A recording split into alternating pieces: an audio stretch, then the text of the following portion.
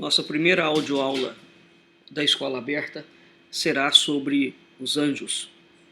Os anjos são, nos últimos tempos, um tema frequente dentro da mídia, dentro do cinema. Há inúmeras publicações sobre esse tema.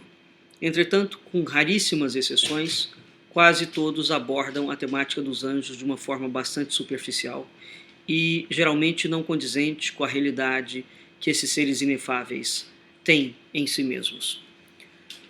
No Antigo Testamento, quando nós observamos nas Escrituras, todas as vezes em que o anjo aparece nas Escrituras, invariavelmente, as primeiras palavras que um anjo utiliza é: não temas, não te farei mal. Isso significa que, entre outras coisas, os anjos são criaturas extremamente poderosas e que os anjos são, por sua vez, assustadores, embora dotados de uma beleza magnífica. Nós devemos nos lembrar que os anjos eram aqueles seres co-criadores que trabalharam junto com Deus na criação e na sustentação da ordem e do universo. Os anjos estão organizados por uma hierarquia, né, a chamada hierarquia celeste. Hierarquia celeste é uma expressão de origem grega, e essa expressão reporta-se a uma cadeia de entidades espirituais e inefáveis, as chamadas inteligências incorpóreas de Fílon de Alexandria. Os anjos seriam, essas inteligências incorpóreas, aliás, seriam agentes, núncios ou mensageiros da providência divina. São intermediários entre os mundos celeste e o mundo terreno. E numa acepção corrente, embora não completamente legítima, levam a denominação de anjos. Anjo é um tema que restringe essas inteligências incorpóreas. Esses seres excelsos, esses puros espíritos, não obstante o cunho hierático e manifestamente imaterial da sua presença, são figurados como tendo um corpo, isso mesmo, um corpo, ou habitando um corpo. Os anjos têm uma beleza inexcedível, eles são alados, eles são revestidos de roupagens e de adereços condizentes com as respectivas natureza, posição hierárquica e função que eles desempenham. Isso é bastante notado, por exemplo, num livro muito conhecido de Emanuel Swedenborg, Do Céu, do Inferno e dos Anjos.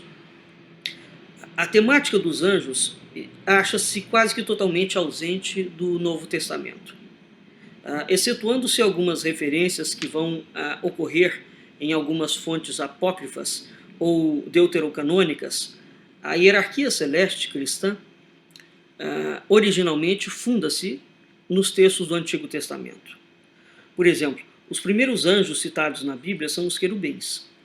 São aqueles anjos que se encontram no Jardim do Éden, apontados por Deus como os guardiões do Jardim do Éden.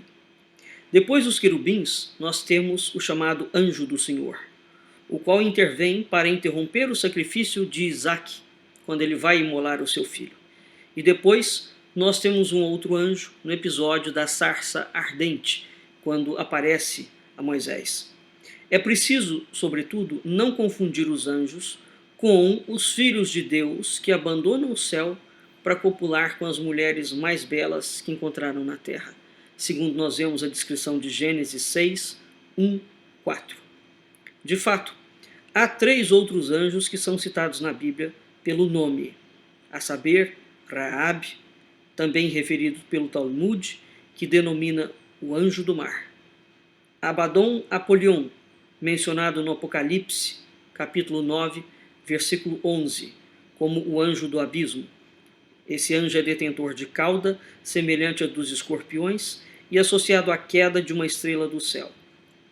Existe também o próprio Satã, o mítico Satã, o qual, no Antigo Testamento, é apresentado como um anjo insigne, um dos mais excelsos. De certo, não é um anjo malévolo, e de modo algum é um anjo caído.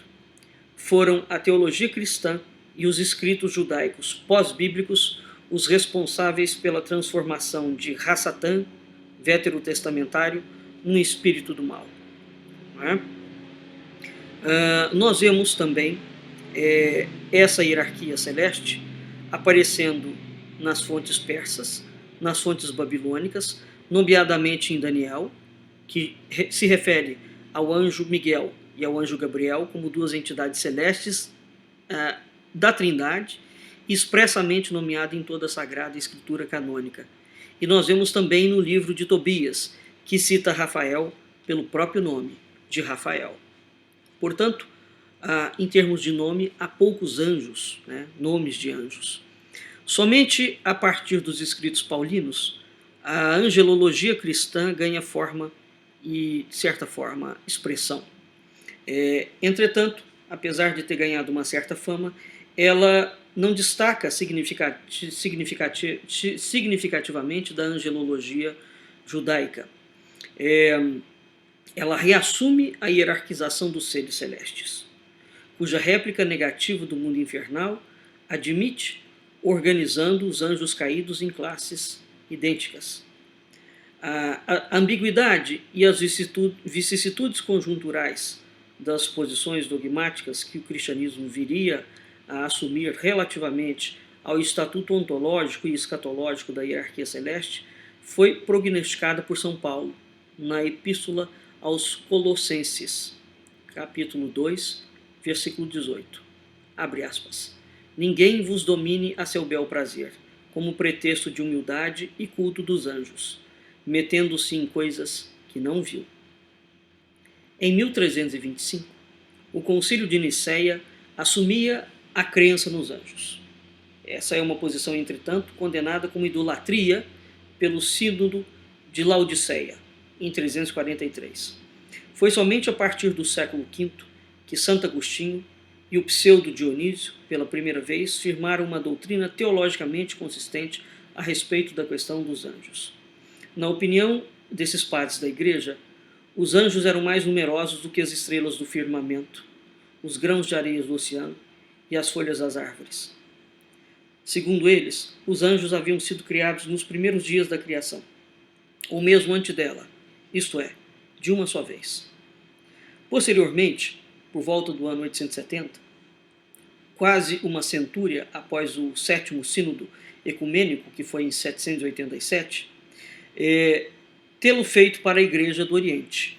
Uma hermenêutica tornou, então, oficial na Igreja do Ocidente, pelo Papa Gregório Magno, e assistiu-se a partir de então, e especialmente entre os séculos XI e XIII, uma extraordinária difusão, tanto da angelologia quanto da angelolatria, para o qual muito terá contribuído a São Bernardo no De Consideratione.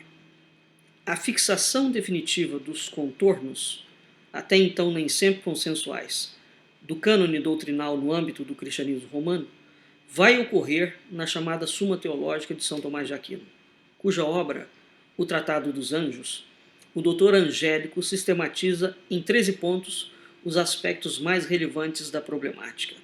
São eles: qual é da natureza dos anjos em relação aos corpos, dos anjos em relação com o lugar, do movimento local dos anjos, do conhecimento dos anjos, do meio de conhecimento dos anjos, do conhecimento que os anjos têm das coisas imateriais, do conhecimento que os anjos têm das coisas materiais, do modo de conhecer dos anjos, da vontade e do amor dos anjos, da produção dos anjos no seu ser natural, da perfeição dos anjos, no estado de graça e de glória, do pecado e castigo dos anjos maus. Então, doravante, ficaria definitivamente consagrada a hipostase dos chamados novicoros, que são as ordens ou as dignidades angélicas, de acordo com a seguinte ordem decrescente de importância. Ou seja,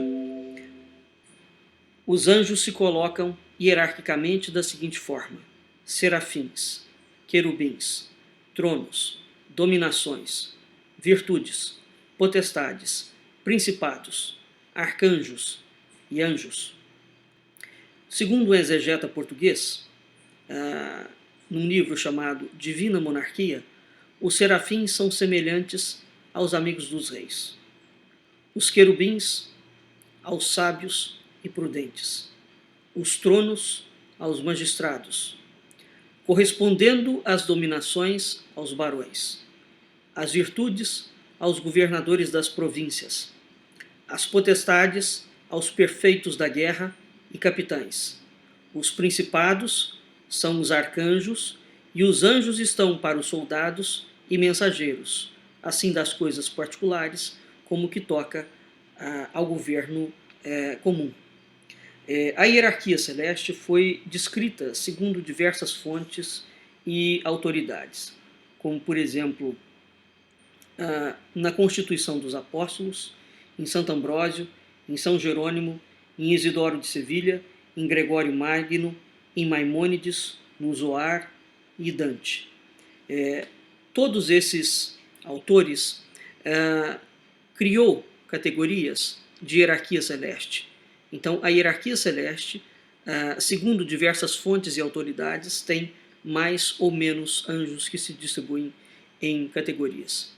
De forma alguma, o tema do anjo é um tema leve e é um tema rápido. É um dos estudos mais sérios, mais profundos e mais belos que uma pessoa pode ter.